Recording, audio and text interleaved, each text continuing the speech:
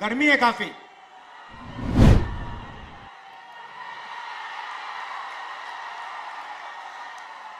बहुत गर्मी है। चिलचिलाती धूप में चुनावी जनसभा करना तो और भी बड़ा मुश्किल होता है। लेकिन सोचिए कि चुनावी जनसभा करने वाले नेता पानी की 2 घूंट हलक के नीचे और पूरी बोतल सर के ऊपर अगर डाल दें तो फिर देख के थोड़ा सा फनी नहीं लगेगा? लोग कहेंगे बौरा गया है क्या? शायद बौरा गया है।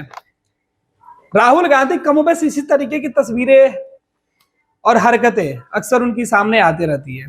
एक बार फिर से राहुल गांधी देवरिया में चुनावी जनसभा कर रहे थे। प्यास लगी तो पानी की बोतल में जो पोडियम था उसमें पड़ा हुआ था, निकाले और पी लिए। इसलिए पी लिए क्योंकि मुंह सूख रहा था। नरेंद्र मोदी को कोस रहे थे, भाजपा को कोस रहे थे। देश में जब उनकी सरकार बनेगी तब क्या कुछ योजना उनकी होगी उसकी वो चर्चा कर रहे थे। महिलाओं के खाते में 1 लाख रुपए देने की बात कर रहे थे, नौजवानों को नौकरी देने की बात कर रहे थे, अग्निवीर योजना को कूड़ेदान में फेंकने की बात कर रहे थे। साथ फेंकते फेंकते राहुल गांधी को ज्यादा गर्मी का एहसास लगा और उनके गला सूखने लगा था। फिर क्या था, पानी की बोतल पानी पी और बाकी बोतल सर पे गिरा लिया। फिर अपने आप को तरोताजा करने के लिए राहुल गांधी खुद जो है लोगों के सामने बता रहे हैं कि गर्मी बहुत ज्यादा थी इसलिए हमने ऐसा किया। नीचे जो उनके समर्थक कांग्रेस समाजवादी पार्टी के जो समर्थक थे, अखिलेश यादव को सुनने वाले जो लोग आए थे, कांग्रेस में राहुल गांधी को सुनने वाले जो लोग आए थे और स्थानीय जो प्रत्याशी थे उनके जो समर्थक थे, ये देखकर हक्का बक्का रह गए। कुछ देर के बाद सबको लगा कि ये मजाक का वक्त है। ऐसे में सबने नीचे से हुटिंग करके जम के मजे लिए। राहुल गांधी को लगा कि भीड़ इतनी उत्साहित है तो ऐसे में कोई भी मौका क्यों छोड़े।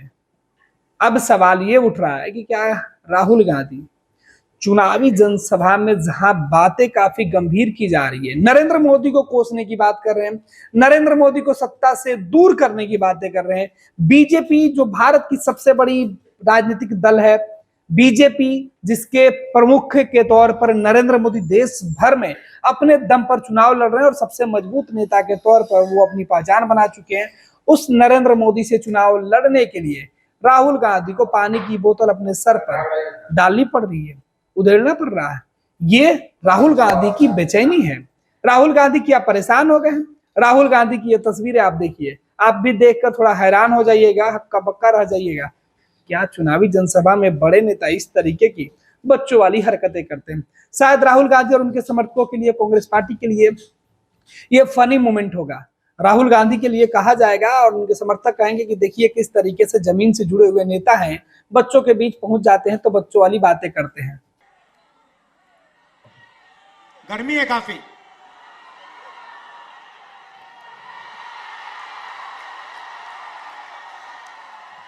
बेरोजगार युवाओं के बैंक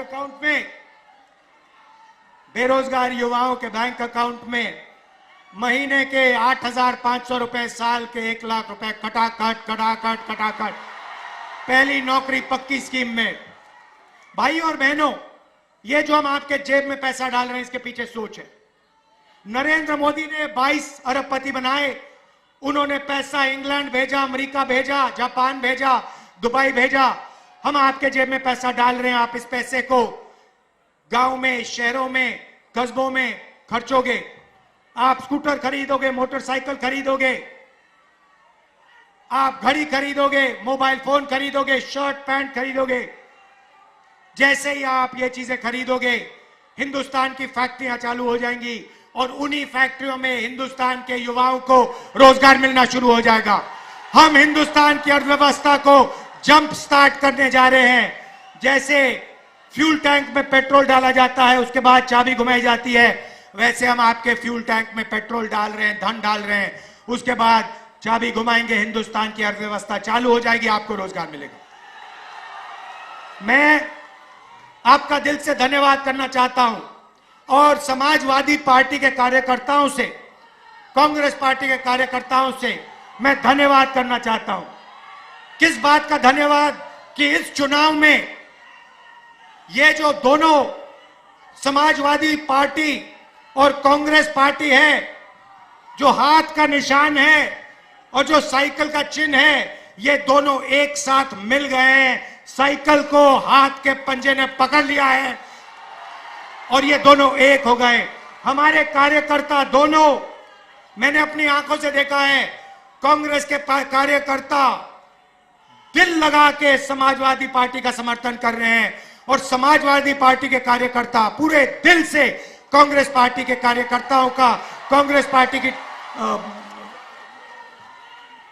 कैंडिडेट्स का पूरा समर्थन कर रहे हैं। भाई और बहनों, जीत निश्चित है। यहां पे मैं बता रहा हूं, लिख लो, यहां पे क्लीन स्वीप होने जा रही है गठबंधन की, इंडिया गठबंधन की।